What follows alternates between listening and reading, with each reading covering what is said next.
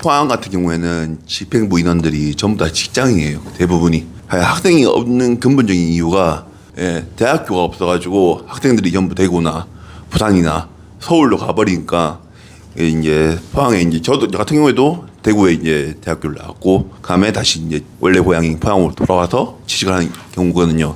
그러다 보니까 이제 젊은 이제 서울에 있는 자유대학처럼 그렇게 이제 젊은 사람들이 없기 때문에 현실적인 문제가 많아요. 감당할 수 있는 대안이 있을까 싶어서 문의를 하고 싶습니다. 이상입니다. 민변이라고 저쪽 좌파 엄청 센 단체 있잖아요.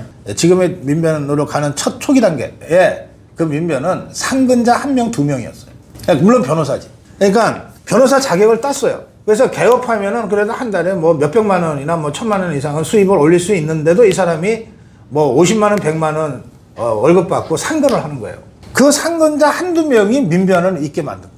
그러니까 지금의 민변은 그렇게 시작된 거거든요. 지금 민변 상근자가 더 많아졌을지 모르겠는데 그 초기 90년대 초중반에 민변은 상근자 1명, 2명으로 활동이 가능했어요. 근데 이름을 걸어주는 사람들은 수십 명, 수백 명일 수 있죠. 그리고 그 수십 명, 수백 명이 바깥으로 나타날 때는 야, 이 사람도 민변이야?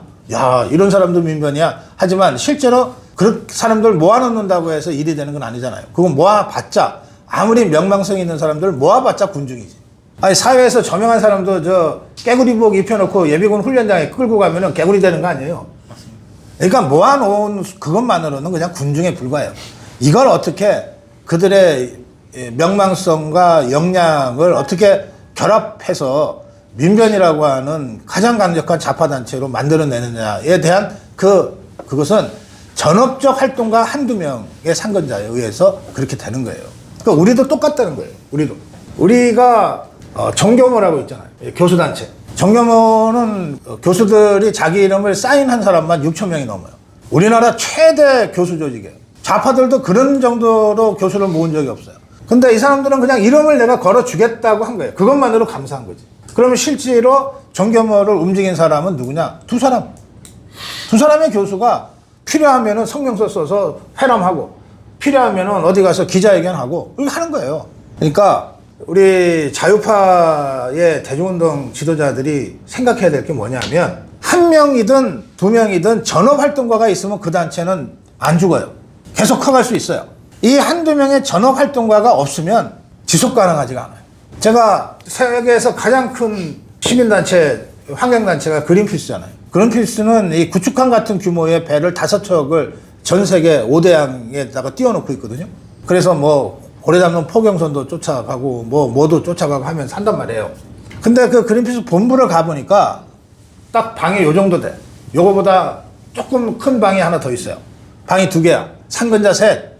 큰 한 방에는 전 5대양에 있는 해도 자기네 소속 배가 어디 가 있다고 하는 것을 끊임없이 저 위성통신으로 받아서 하면서 하는 그 방이 하나 있고 실제로 상근자 3명이 하더라고. 상근자 3명이면 전 세계를 움직인다는 거예요.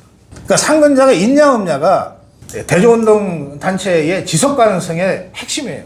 상근자가 없으면 일시적으로 아무리 많이 모여도 그냥 그걸로 끝나는 거예요. 고민을 이렇게 예각화시켜서 해야 돼요. 그러면 이를테면은 여기 나오신 분들 중에 누구라도 좋으니까 나 이 일로 당분간 뭐 평생 하라는 것도 아니야.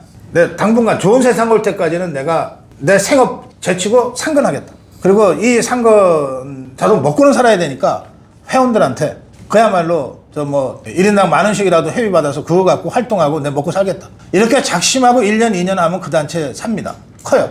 그 문제를 해결하지 않으면 누가 와도 이 지속 가능한 대중운동을 할 수가 없어요. 그리고 그 상근자의 최저 생활을 해결해 줄 수 있는 정도의 회원이 확보되어야 이게 비로소 가능한 거예요. 나머지는 그럼 뭐냐?